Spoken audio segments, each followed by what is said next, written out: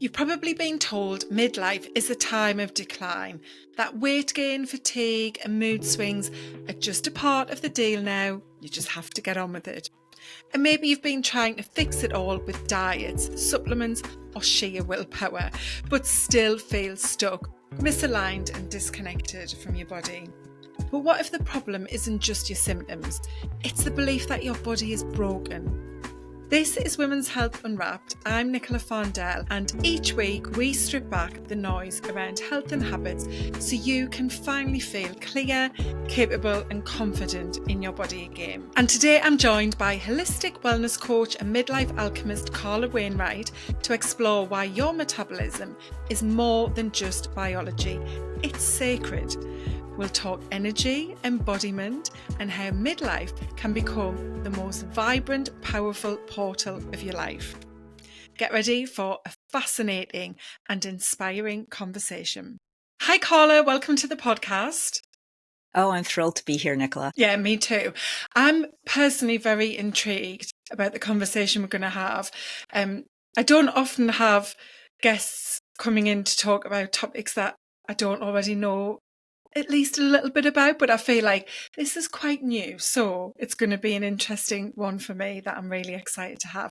But just before we do get into that, I'd love to know from you, in your toolkit, what would you say is your most impactful healthy habit at the moment that's helping you stay well and strong? Oh, that's a tough question. Okay, but you just want one. I would say that one of the things that has been most impactful for me that I continue to do is what's known as time restricted eating or intermittent fasting.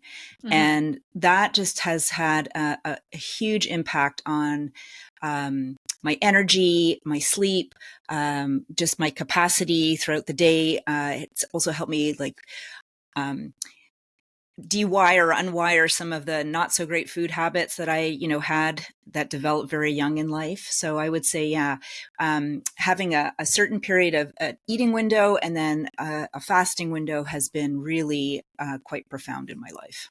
Mm-hmm. Mm. And I saw that you've completed the program and certification with Dr. Mindy Pelz as well, who's Yes. someone that I've followed. So yeah, how did you find that? Did you take a lot from that, which is supporting you now with your own health and well-being? Oh, absolutely. So I actually had started intermittent fasting like years ago, but and when I started to follow Dr. Mindy and then of course did her certification, I really realized that in some ways I was doing it right, but I was doing it the same all of the time. And so one of the biggest revelations I had, and she's been so brilliant in this space of women's health, is that of course women, we're not small men, and our bodies are cyclical. And even if you're not menstruating anymore, even if you've crossed the threshold into menopause, that it is actually really important that we follow that cyclical nature. So if you are menstruating, following the natural cycle of your hormones, depending where you're at in your cycle, and even post-menopausally, having a cyclical shift. And so, yes, absolutely. And that was a real game changer, because I think so much of the information that's available in the health and wellness space is really tailored for men. And that's primarily because research is done on men. They don't do many scientific studies on women. There are very few of them. And that's because we are cyclical. That's because our hormones shift and change all the time. So it's complicated. And so what ends up happening is that there's these extrapolations made for women, but they don't work very well. So when we start to put the lens of understanding about a woman's body and a woman's needs, it is such a huge game changer for women, because then we actually are getting the right kind of guidance and support that we need to, our bodies are really like a symphony, right? And so we need to support them in a way that's very holistic and understands the unique needs that women have. Yeah, I really like Mindy. I know she can be quite divisive. There are some people in the health and wellness space that are not in alignment with Mindy's opinions and ways of teaching. I've been to quite a few of her workshops and listened to her on podcasts and got her books, and I do like most of what she shares and stands for. I think there's so much in there of value. And I guess that piece you've just touched on there about our rhythms and the cycles, that lends itself to the way we're going to talk about metabolism, with the sacred metabolism in this conversation. So to get us into that, I'd love to start with metabolism. And I think for many women, that is something they've heard of, maybe don't quite understand fully. But certainly for myself and lots of people I've worked with and have as friends and so on, they talk about, oh, my metabolism's not very good, or I have a very slow metabolism, or I have a very fast metabolism. And I think we can think of it in these ways that are very boxed in and not accurate. So yeah, take us like from the beginning. When we speak about metabolism, what is it we're actually talking about? Mm-hmm.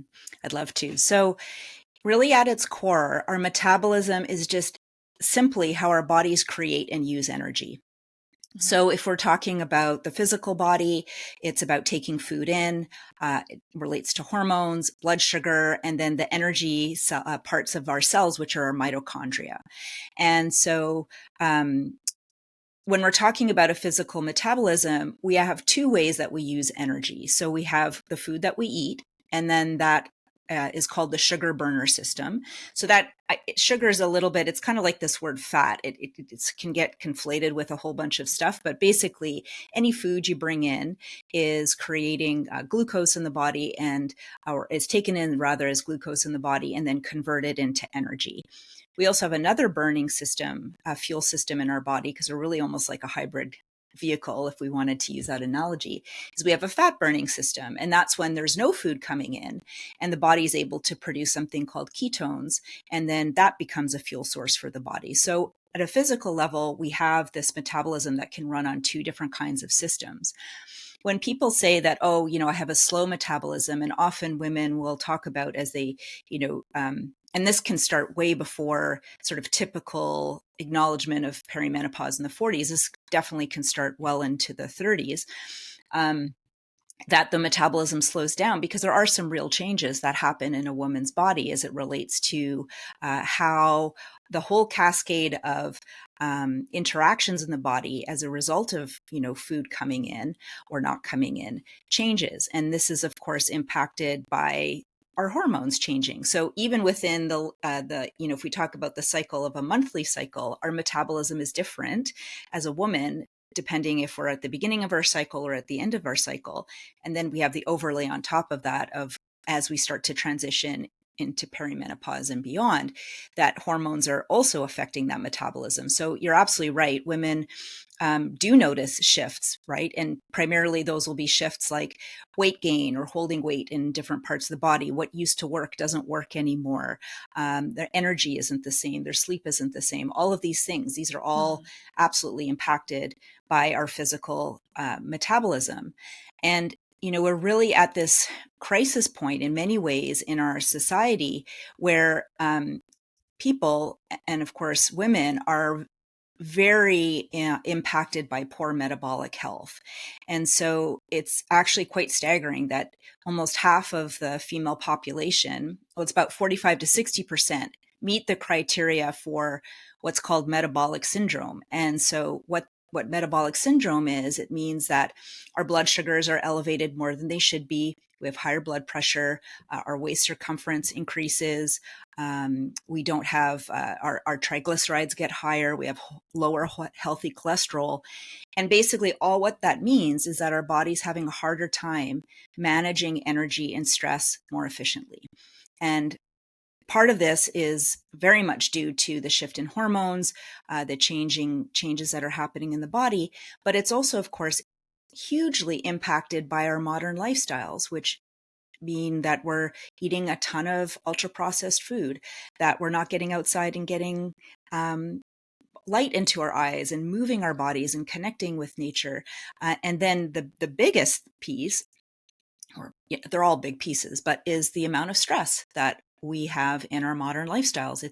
It's completely staggering. Our bodies were made to deal with acute stress and then have resolution, and then we kind of just keep going. But that's not why modern life, it doesn't work like that for me. I'm sure it doesn't work like that for you and all the women listening.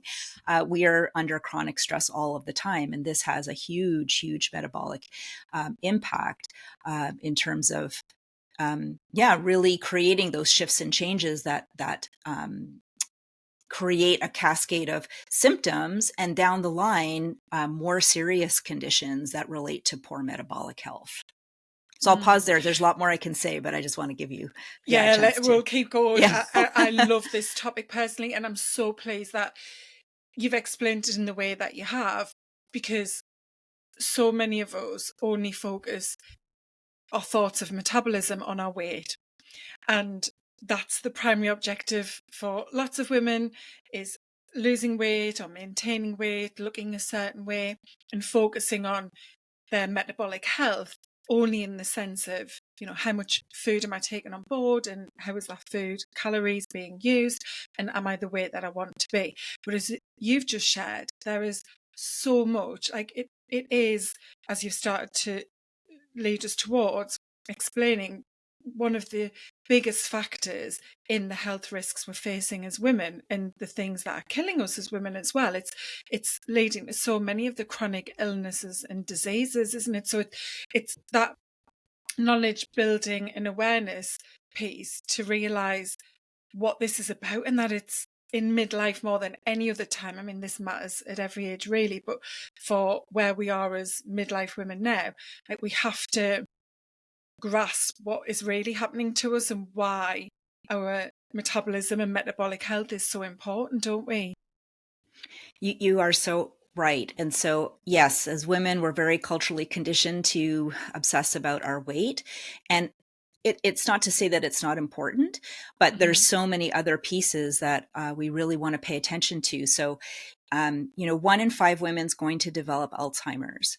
1 in 8 women will have a thyroid problem. And by the time she's postmenopausal, 50% of women are going to have a thyroid problem. 1 in 9 women have type 2 diabetes. 80% of all autoimmune conditions happen to women. And so there's so many things that are influenced by our metabolism. And so, and then of course we, layer on all of the other pieces like the chronic stress, the depression, all of those things. And they're very, very much related to metabolic health. So, yes, I would love for women to have a more like holistic view of like understanding that our metabolism is really, it is key and central to our health, our well-being, our vibrancy, our vitality, and our longevity, and not just related to weight. Weight's just like one small piece of that. And I know one of the things you're really an advocate of, which aligns to what I speak about often, is this health crisis. I think you touched on this earlier. I can't remember how you phrased it, Carla, but you used a term around like we're almost reaching this crisis point globally as women with our health, and we are hearing about this kind of midlife health crisis. So in your opinion, is this related, as you're sharing too, a lot of the rising issues we're seeing with these chronic illnesses, autoimmune conditions leading back to metabolic health? Absolutely. I think that they're all, I mean, it's a very complex system, but very much related to metabolic health. And so, yes, I do feel, on the one hand, the stakes are really high for women now. And at the same time, I think that I know that there are so many solutions, and that this doesn't have to be. So, when I give those statistics of these things that, are clearly happening to women, and women are experiencing poor health, at the same time, there are so many things we can do so that that doesn't become the path. None of this is like predestined.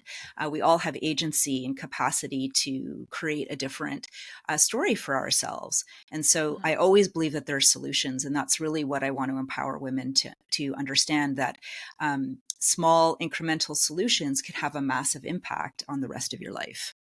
100%. So that brings us on to the part of this conversation around metabolism and metabolic health that is a bit new for me, is the tools that you use, the way you approach this holistically, and that time I mentioned the sacred metabolism and how that plays in with trauma, with energy, with our sensuality. Yeah, share a little bit about that to get us going, Carla. Yeah, I'd love to.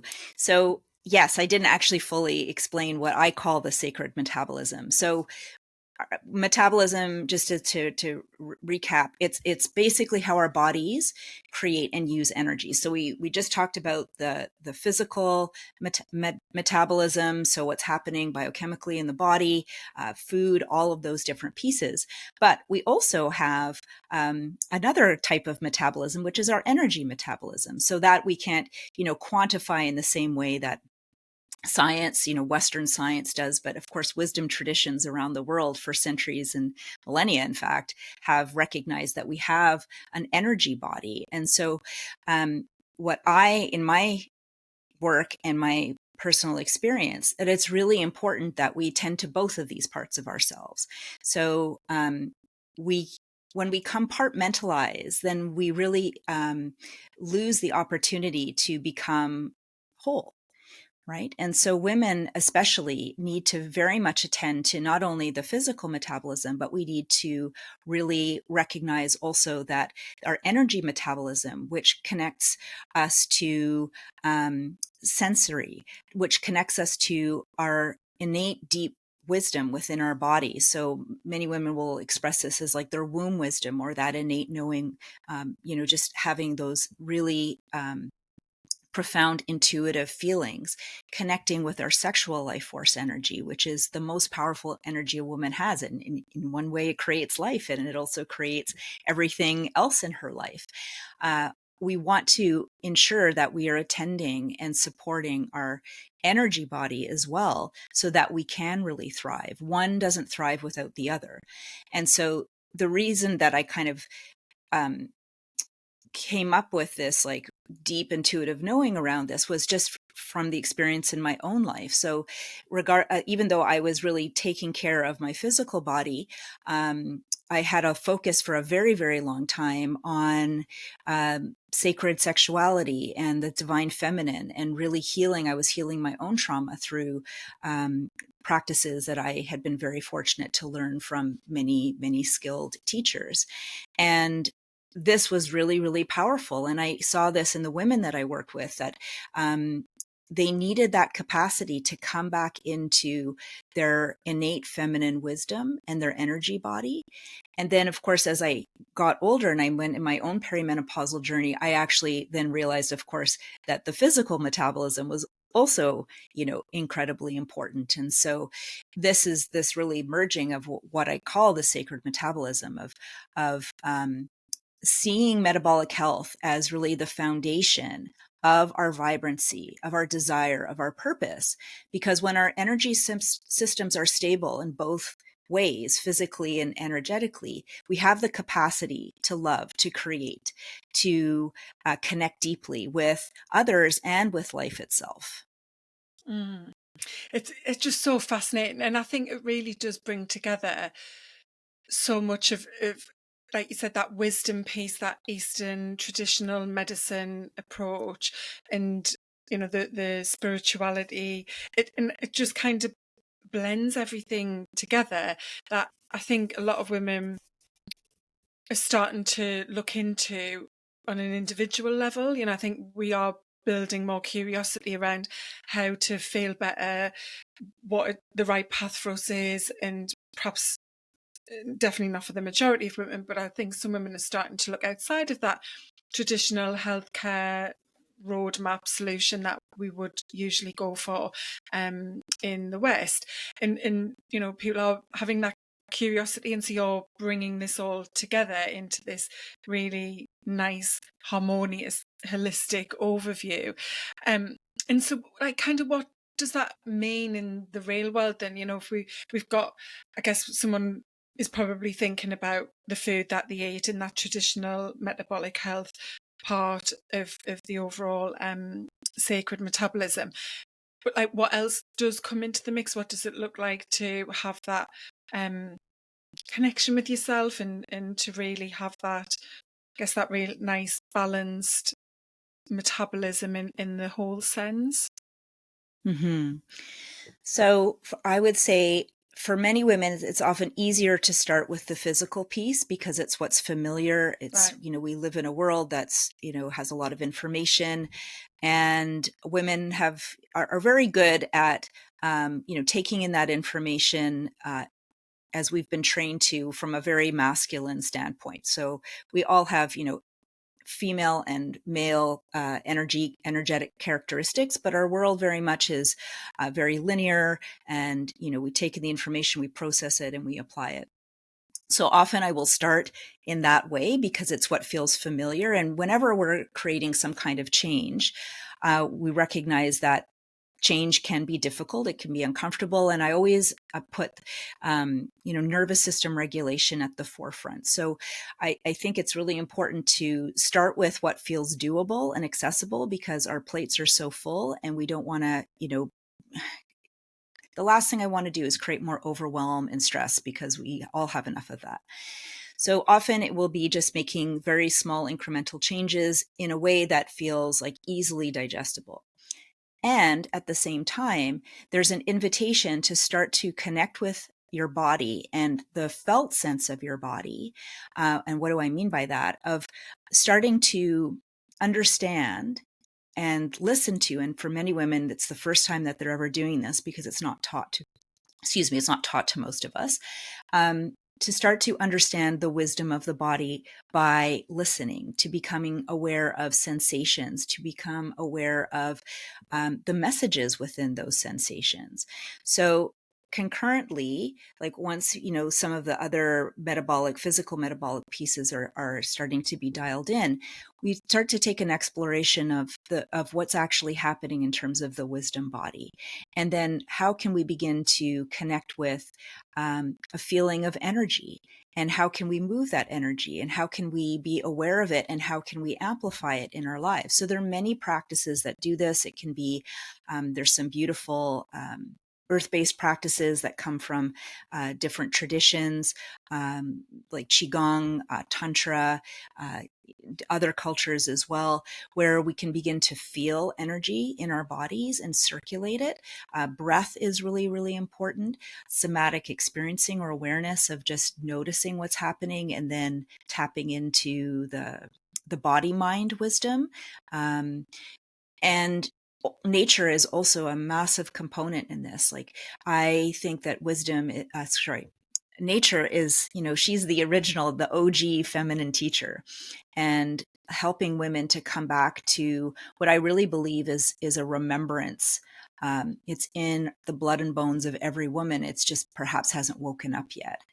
And so it's about teaching these practices. It's about teaching how to slow down and listen and feel. And then from that place of feeling, using that as a compass in your life. And then what happens then is that the other piece, the physical metabolic piece, becomes easier, because we're starting to actually attune into what it is that our bodies really desire. Your body has, your body knows. It's just that if we come back to the whole idea of this sort of like linear masculinized society, is that we just override everything with our heads. And so there's an opportunity for women to come back into the wisdom of their bodies and be able to shift awareness and that compass to come more from the body and less from the thinking mind. Mm. I love that. It just sounds so beautiful, and you're right in that it's so far removed from what we're taught, and how we're brought up, and we are just kind of in this culture of wanting something, trying to do it, expecting it straight away. As you said, this very linear process of, well, okay, I feel like this, so I need that solution, and why is it not working? Or, this isn't going to happen, so this is just how I am. That way you described connecting with your body and listening to your body is, I think, just so new for almost all of us. I don't think many of us are brought up with that kind of mindset and approach to who we are. And I love what you're saying, and it's something that I've been working on personally in my health journey and transformation, not in exactly the way that you're sharing it. Of course, there's lots of different points of view and perspectives on this, but yeah, certainly trying to pause more and listen. And it isn't easy because we've been conditioned to be the opposite to that. And how do you find when you are working with women? I know you run retreats, which sound incredible. I would be signing up if I could get to Mexico. When you're running your next one, that's for sure. It looks gorgeous. Like, yeah, are women really open to this and ready to embrace this new way of connecting with themselves? Absolutely. I like I was saying earlier, I feel like this word remembrance is really powerful. And even though she may not know how to do it or have any clue of where to start, there's for so many women that I meet, and that there's this deep desire for something else, that the way that they've been living and pushing and striving and rushing and all of the things, it just doesn't work. And they actually know it's not sustainable, but they're not really sure how else to do it because, as we've said, it isn't really taught. We aren't teaching our daughters this. It's a bit of a lost art. But there is a deep desire for things to be different and to connect with some part of themselves that know that their ancestors did it in this way. And so absolutely I would say that women are very receptive and open, but they need guidance, they need tools, they need not only that, but they also need community. Women need community of like-minded women for support, to be held, to be seen, and to really practice together in these ways. So, I mean, that's always a bonus to have, is to have that community of women. But even in an absence of that, creating a connection just with one other woman in being able to explore and practice it this way can be enormously, enormously profound. And, you mentioned retreats. So retreats are beautiful because they give a woman an opportunity to step away from her life and really immerse. And the transformation that can happen just in several days is quite profound. Because one of our challenges as women with busy lives and careers and families and all of these things is that our attention is pulled in so many directions that it's really difficult. It can be really difficult to take that focus time for yourself. And so having that experience can be very profound, but it's not to say it's not available to everyone. I think with intention and taking small incremental steps and having support, a woman can just as easily start to create that path for herself that comes into this sacred way of being, of connecting into her feminine energy, for amplifying her capacity to be more receptive, to be more intuitive, to connect with her life rhythms. All of this is possible. There's just many paths to really connecting with that part of you.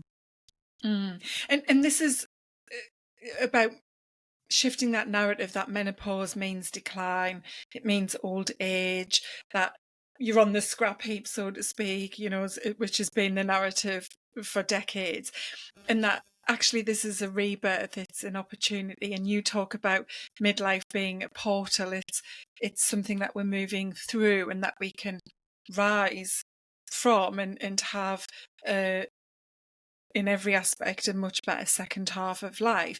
So yeah, and was it your experience that brought you to that belief as well, that this is kind of this I can't remember which word, or remembrance or readjustment, I was thinking those kind of words like rebirth. Was that part of your own story and journey? Yes, absolutely. So, you know, I've been conditioned by our culture like everyone else, and, have struggled with the changings in my body, and, buying in sometimes to that narrative of, the best years are behind me. But I got to, I could notice that creeping in, and I was like, no, I don't buy that. I think it's total BS. That's just absolutely ridiculous. Like, if a woman lives on average more than 40% of her life postmenopausally, she's just useless after that. Like, come on, that's ridiculous. But culture does a really good job of Mm-hmm. making us feel that that's not the case. And so, in my exploration and doing a lot of work with qigong and tantra and the Taoist philosophies, there's this beautiful what's the word that I'm looking for? Teaching uh, in the Taoist philosophy called the second spring. And so the second spring is this time when a woman is no longer menstruating, and all of her sexual life force energy, which is the most powerful energy that a woman has, instead of her losing that through her menstrual cycle, that energy gets channeled up to the heart and her mind and becomes available to create whatever it is that she wants in her life.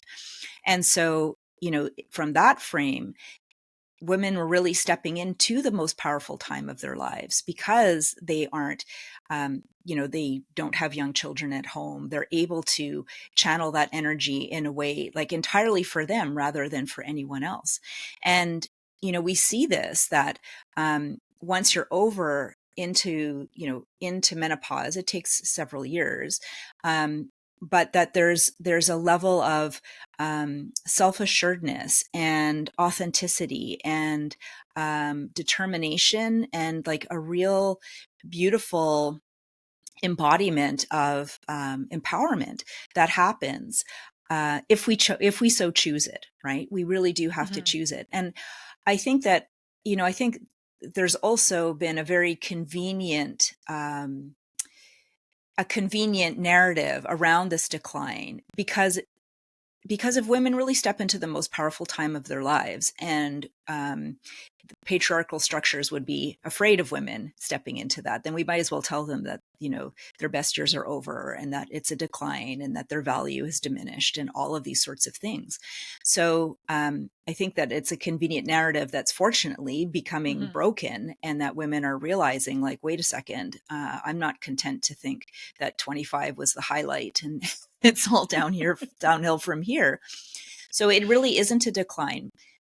What I do want to say though is that the transformation, the portal, is difficult. It's Mm-hmm. not for everyone, but it can be really difficult. So, if we think about some of these myths like Anana, the descent that she goes, the heroine's journey of the descent into the darkness to be able to rise up again.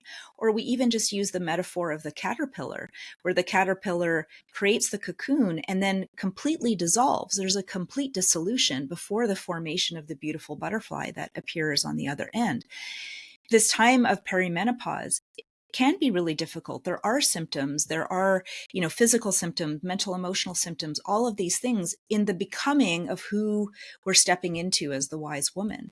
But what waits you on the other side is just so it's just such an incredible expression of your authentic true self, that I wish that this would be something that they actually really look forward to, that our daughters were taught, like, wow, like, you are going to step into your wise woman and it's incredible.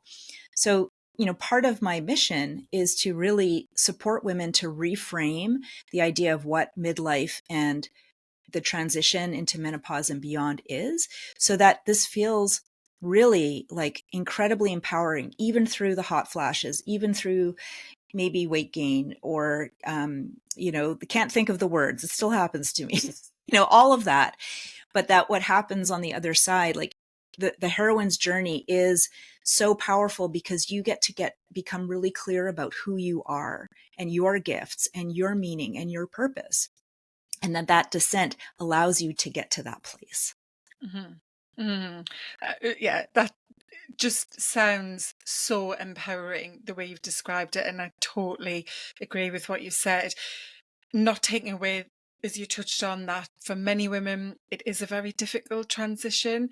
The symptoms that arise are challenging. Obviously, one of the things and a big part of why I do what I do is to build strong health as early as possible, because the healthier you are, the more you can offset and prevent some of those symptoms or minimize them, but also the more resilient you are and able to support yourself through that. And I think that's such a big piece, and a lot of what you touched on, Carla, is us having that awareness of how we feel, what is going on, connecting to what we want, visioning what is possible as we go through that portal and we transform and come out the other side and are stronger, more empowered and wise, and all of those wonderful, beautiful words that you did use very well, by the way, to describe that.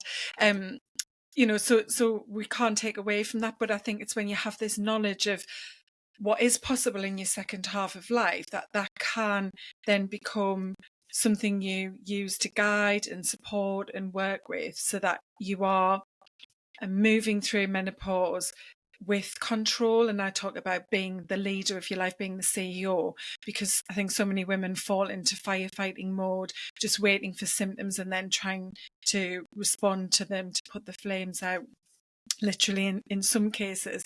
And I think that's kind of where we started with the topic of metabolism and what it is, and how so many women are fixated on their weight, the way they look, and just eating less, but not considering what their metabolic health means and contributes to overall. So yeah, there's so much in this, and there is new research starting to come out. I think there's some already that does show and prove how postmenopausal women have levels of happiness higher than what they had before they went into menopause.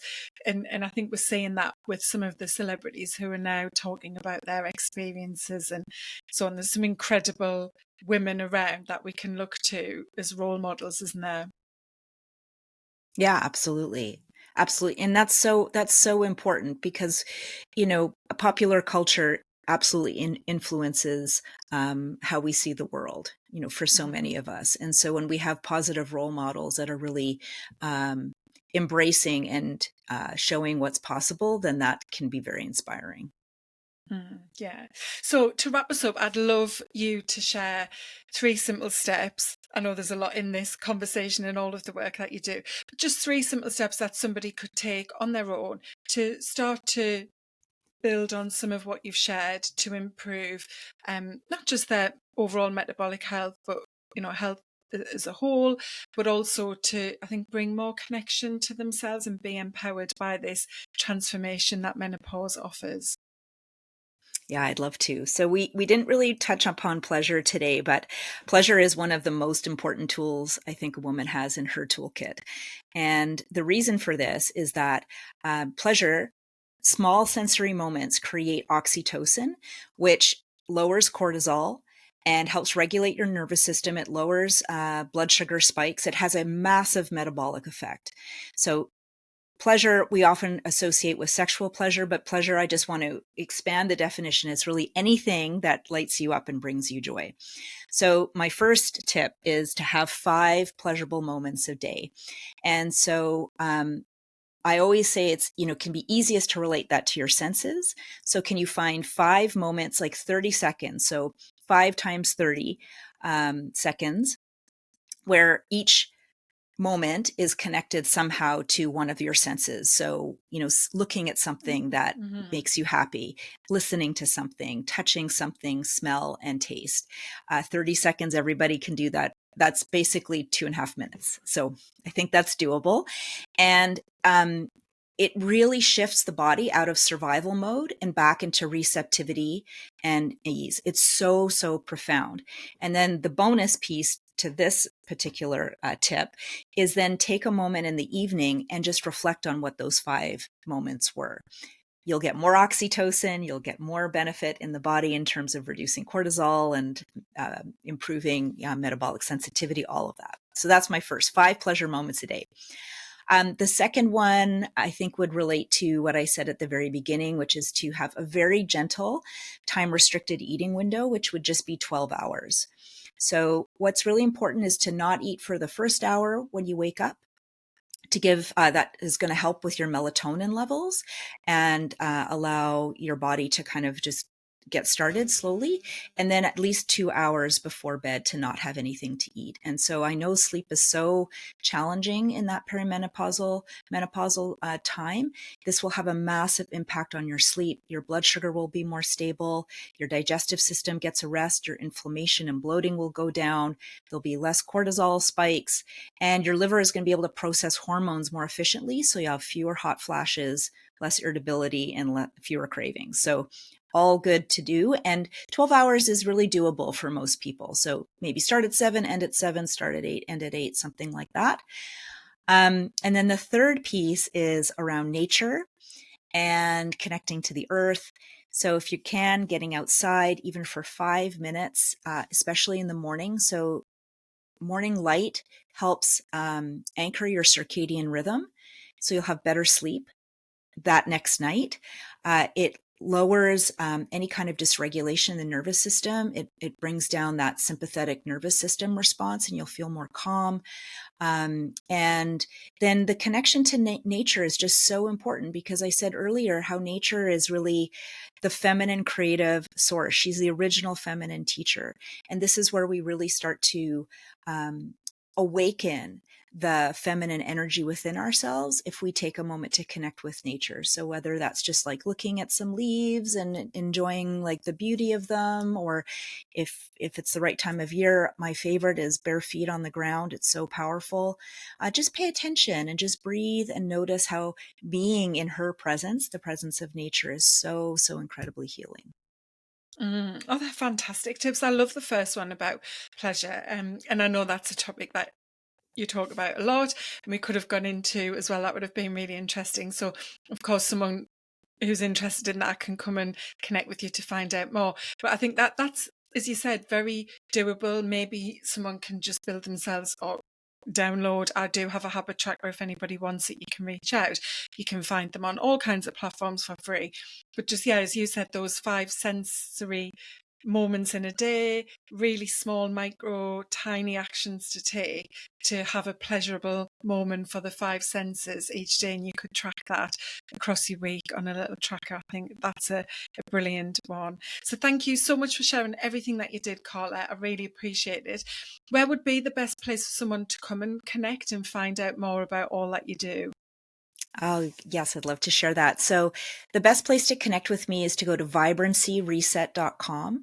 And there you can download a free practical resource, including some of the things that I talked about today. So they're doable, actionable, effective, and will help women, 40 plus feel more energized and balanced and really great in their bodies right away. And that takes you right to my website. So if you go to vibrancyreset.com, then you can find me there and all the things that I do. Oh, fantastic. Yeah, that's a great tool someone can pick up. So that's going to be linked in the show notes, making it really easy for you to just click wherever you're listening or watching, and you can take a look at that and find out more. Thank you again, Carla. It's been fantastic, and have the most incredible time at your retreat in Mexico. Thank you so much. It's been great to speak with you, Nicola. Thank you. Oh, you're welcome. If this conversation shifted something for you, if you're realising that weight is only one piece of the puzzle, or that your energy isn't just physical but sacred, then you're already on the path to something deeper. Midlife isn't the end of your vitality, but you do have to choose how you move through it. Ignore the signs and you'll stay stuck firefighting symptoms and chasing quick fixes. But start tuning into your whole self, your physiology, your energy, your joy, and everything changes. Believe me. That's why I created the Midlife Reset Quiz, to help you understand what's really going on beneath the surface and what you can do to feel more connected, vibrant, and in control. Just head to the quiz using the link in the notes wherever you're listening to this episode or watching. It takes just a couple of minutes and might just be your first step back to wholeness. Thank you, as always, for listening, and I hope to see you in the next episode very soon.